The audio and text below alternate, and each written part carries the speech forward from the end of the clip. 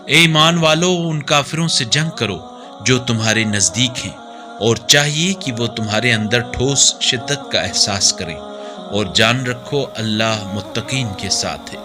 اور جب کوئی صورت نازل ہوتی ہے تو ان میں سے کچھ لوگ ازراہ تمسخر کہتے ہیں، اس صورت نے تم میں سے کس کے ایمان میں اضافہ کیا ہے؟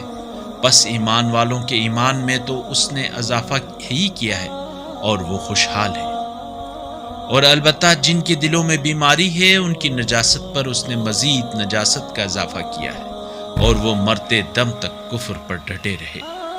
کیا یہ لوگ نہیں دیکھتے کہ انہیں ہر سال 1 یا 2 مرتبہ آزمائش میں ڈالا جاتا ہے، پھر نہ وہ توبہ کرتے ہیں اور نہ ہی عبرت حاصل کرتے ہیں۔ اور جب کوئی صورت نازل ہوتی ہے تو وہ ایک دوسرے کی طرف دیکھتے ہیں کہ کوئی تمہیں دیکھ تو نہیں رہا، پھر نکل کر بھاگتے ہیں۔ اللہ نے ان کے دلوں کو پھیر رکھا ہے کیونکہ یہ ناسمجھ لوگ ہیں۔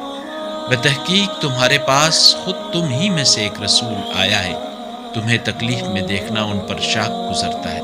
وہ تمہاری بھلائی کا نہایت خواہاں ہے، اور مومنین کے لیے نہایت شفیق مہربان ہے۔ پھر اگر یہ روگردانی کریں تو آپ کہہ دیجئے، میرے لیے اللہ ہی کافی ہے، اس کے سوا کوئی معبود نہیں، اسی پر میرا بھروسہ ہے، اور وہی عرش عظیم کا مالک ہے۔